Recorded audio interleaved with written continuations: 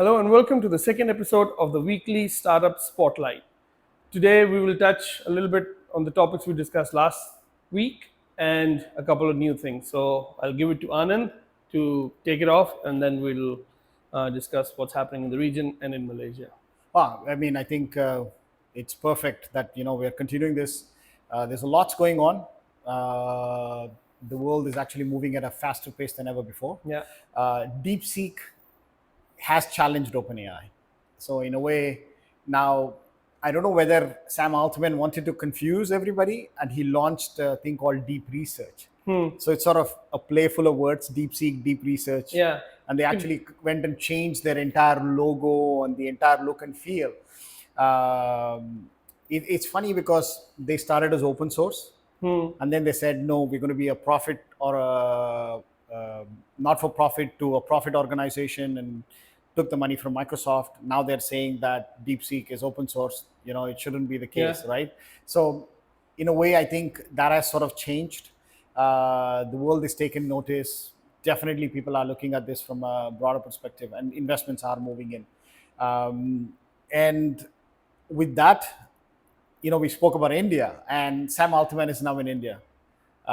He's promoting that India has a much better chance. India has a much better play for some of these AI-based research, and he's pitching. In a way, I think he's pitching India against China, sort of politically trying to sort of maneuver that in that space. The world definitely, every global leader is looking at investing in AI models, AI research. French President Macron also suggested that he's going to put about $109 billion.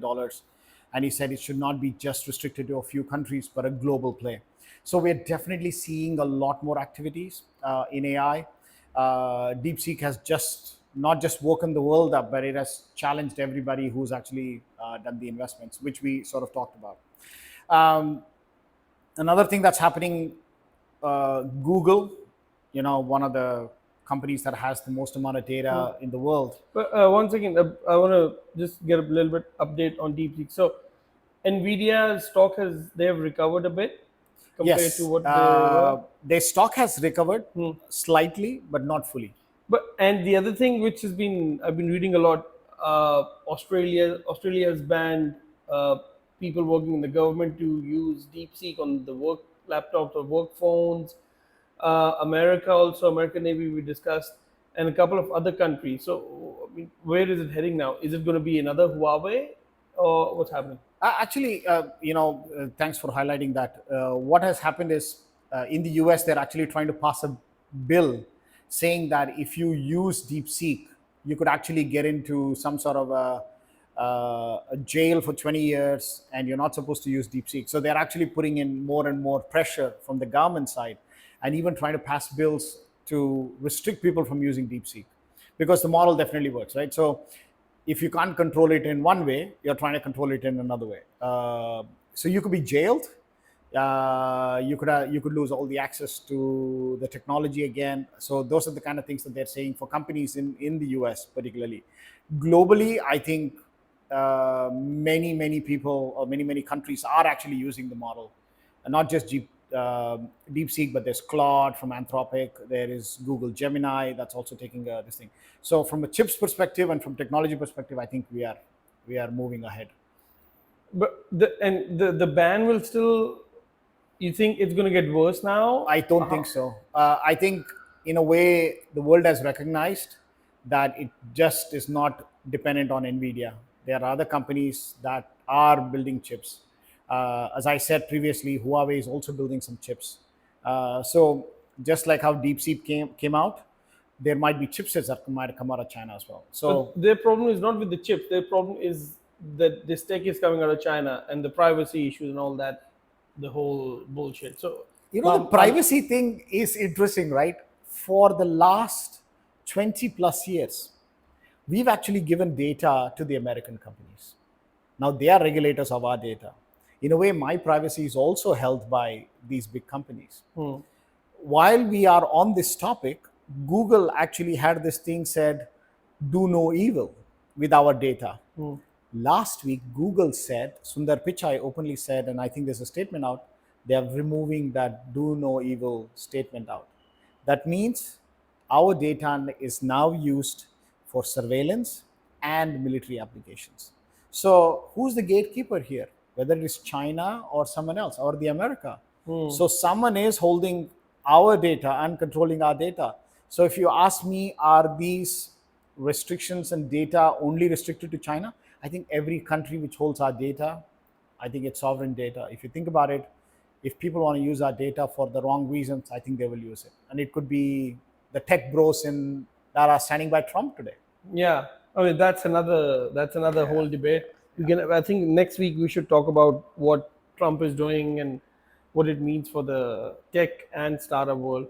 Anyways, moving on to the next topic. One other interesting thing that's also happened is I think we are still confirming some reports. They are saying that Apple, in with T-Mobile in the US, can now connect to SpaceX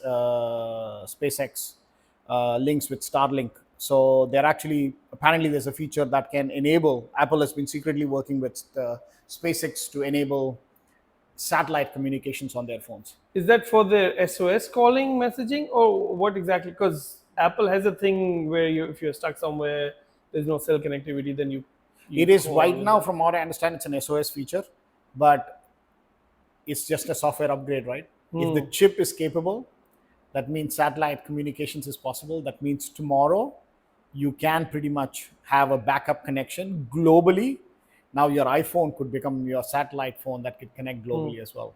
I think there was a case in India where someone was using, one of the tourists was using a Garmin GPS phone and they were arrested because it's restricted in India. That means are iPhones going to be restricted globally? Yeah. I mean, you think about barriers, right? How Yeah. barriers are being broken. It's now a completely different ballgame. Do you think Starlink will come into hardware as well, making their own phones eventually? Because then they don't need a carrier like a physical carrier. Anything is iPhone. possible. I won't rule that out. I think I had a post last year that I talked about. The only thing that's restricting Elon Musk is a Starlink phone, right? So if you give out a Starlink phone, that means globally I'm connected. Imagine this: I'm sitting in an airplane, my iPhone. I don't need to connect to the Wi-Fi of the plane. My phone can now connect to a Starlink. Yeah, a lot of airlines are now giving this. I know, but you don't need that connectivity. If says, I, you my mean iPhone it's is constantly connected. yeah, if my iPhone is connected, that means I can connect to Starlink. Yeah. But I don't know what that means to ground communications and what also it means to aircraft interference with the aircraft. I think that's a whole different thing. But I'm hoping that there will be some regulations around it, and it's a developing story. Let's wait and see how it sort of pans out in the future. Okay. Moving on Yeah. to coming to Southeast Asia. So not so good news. The one we're going to cover that the Southeast Asian startup funding hits a 3-year low. Startups in the region raised 4.56 billion last year, which is 42% drop from the year before. And the number of deals also fell by 10% to only 633. This doesn't look good for the region. Uh, Malaysia is not even in this list, so Singapore still is leading this table. They secured 68% of region's total equity funding, followed by Philippines and Vietnam. Fintech again leads the category, and it's still not looking good for the region, especially Malaysia. What's going to happen? What's happening in the startup? I mean, I don't think it's a drop, but I think maybe it's a slight correction from the previous year, right? Because we came out of COVID, the investments were much more aggressive, so every technology was being invested in, right? So I'm assuming that there is some more filtration that's happening. Crazier ideas could have gotten funding very easily, but now I think maybe not the case. That's probably one of the reasons why funding may have dropped. On maybe more evaluations have been done on these startups. They're looking at exactly whether this makes sense or not. So I would say on a year-on-year basis, I think it's probably a good correction to see the deal size are actually accurate there's much more investments. I mean, if you look at Malaysia, has attracted more investments specifically in the AI race, right? Google just announced a large data center here. So did there was another CRM company. So there's multiple companies that are coming and investing heavily in the region. So maybe it's not fully covered yet. I would say let's see how this pans out to this year. I think there will be more corrections and probably stabilization that will happen this Do year. you think that so-called VC winter that's already in place, or is it on the horizon for this for the funding dip? I Or think its funding dip is probably in a much more mature level. I don't think it's the winter yet. I think if you think about the amount of money that's going in, it's going the other way around, right? so if it's not winter yet, that means this year is going to be even worse than the previous one. I think this year may be better than the previous year, but Okay. DeepSeek could have changed that this year. Yeah. Yeah, we DeepSeek didn't. definitely questioned every AI investment right now, including data centers. Yeah. So, I mean, there was a case where you talked about 500 billion in investments. Maybe now they're wondering, do we need $500 billion in investments? So, I think that's something that we need to see how it pans out. And do you think this AI, everything AI, whether you need it or not, this is a laundry machine with AI, will that still go on, or it's No, agentic AI will continue to be a driving force, just like how internet made World Wide Web made an impact. That's going to do that as well. And I don't know if you noticed that Nvidia showcased robots almost mimicking actions of Mike Jordan and basketball moves, dancing moves. They were actually really, really almost cloning or almost mimicking human. So I think the era of some sort of a combination of human with machines is coming. I think the next 6 years by 2030 is going to be very interesting as to where we head and what we will see in okay? the world. All right, let's see. Fingers crossed for all the startups trying to raise funds this year. I hope you guys get what you're looking for. Now moving on to Malaysian startup. This is not recent news. It happened a couple of months ago in January, I think. This Malaysian fintech called Swipey. I know the founders. You know the founders. Really nice guys. So it's a financial management solution for SMEs. I'm a user of it. I use it religiously. So it's like a debit Visa card, which you can put all your expenses on, rather than getting your spending from your personal credit card or debit card and then losing the receipts. That's what I did. That's the reason I started using Swipey. Found out and started using Spicy. Oh, Swipey. So they launched in 2020. They started in 2020, launched in 2021. They're doing really well. And the good news is they raised funding. We don't know how much. Amount was not disclosed, from 1337 Ventures. And yeah, so Yeah, I think we both know the founders. I think both came from the VC industry or the investment community. Rovin worked for. He was an investment banker, Yeah, right? he was an investment banker. So did the other Mohan. Mohan as well. Both were uh, had a in-depth knowledge of the finance industry and in-depth knowledge of where they could actually go and say, okay, here's a piece of the puzzle that we can actually look at. They hit thousand customers last year. Yeah, I think Which, that they that would. means 1,000 companies. You think about, I mean, Malaysia has SME segment itself is in the millions. Yeah. So if they've only targeted a few, the SME segment, they still have about 800 something Yeah. thousand And this is a customers that are general problem available. they're solving. Not Yes. every SME has a company credit card, because the terms and conditions are ridiculous to get a credit card, and you don't get a debit card from the banks anyway. So I think there was a need that they fulfilled. Yes. Which is, I think, fantastic, and I would love to see them grow.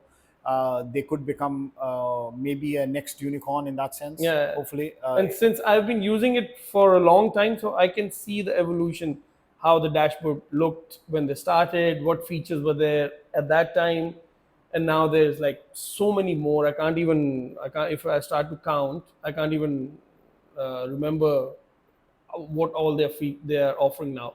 So yeah, and I think recent one is you can do QR pay or something. I haven't tried it, but yeah, Yeah, that's I think for them, I think they have a huge market that they have tapped into. yeah. So SMEs is a segment that definitely is needed. And Malaysia also introduced e-invoicing. Yes. So everything has to be digital now. Yeah. So in fact, they are ahead of the game, right? So they were right on time, getting everything automated. Now with the e-invoicing, that actually plays a nice touch to it. Yes. So in fact, it becomes even better for managing that. Yeah, it's a really great product. If you're looking for something like this, please just check out Swipey. This is not a sponsored. Post, yeah. Yeah, it's not at all. I think we try to stay away from any kind of sponsorships because then we Yeah. would like to give our independent Yeah, opinions on exactly. this. So let's do that. No, this is something I personally use. I really like it, and I'm saying it. It's good. Go use it. Next week we'll be talking about another one, and I'll be taking huge shits on that one. So stand by for that. Oh, Because again, are you talking about Katin Life? no. I'm talking about big pay. Okay, big. Yeah, that's for next week. Yeah, you. I'm glad you mentioned Katin Life. So a couple of weeks ago on radio, we heard about this new company selling luxury bed sheets, and the founder was on BFM, and they're doing six figures in monthly revenue. So yeah, it's really good to know that this segment also has that much money in it. Well, I don't know what that guy is doing, but yeah, it's I think really good. maybe we should get him on the one of our podcasts and invite him and get more inputs. Yes. But what I see is, sleep is an important element. Having the right kind of luxury bed sheets probably also makes a big impact as well. So I think it rightly plays into it. Definitely, we can put some links on to see how the founder actually grew it during. What we heard on the radio was that he grew it during COVID times. Yes. Most people were sort of looking at things that they couldn't touch and feel, but he was able to close the last mile delivery thing, found a unique price to the customer as well as reach to the customer, which impacted him quite well. So I think let's hear it from the next one. Yeah. But for today, I think we've covered the two startups plus the global tech Yes. review. Stay tuned. Usually our podcasts are on the weekend side. We try to get all the inputs and put this together for you guys over the weekend. So I hope you enjoy, support us, like, and follow us as well. Take care. Cheers. We'll see you again next week. Bye. Bye.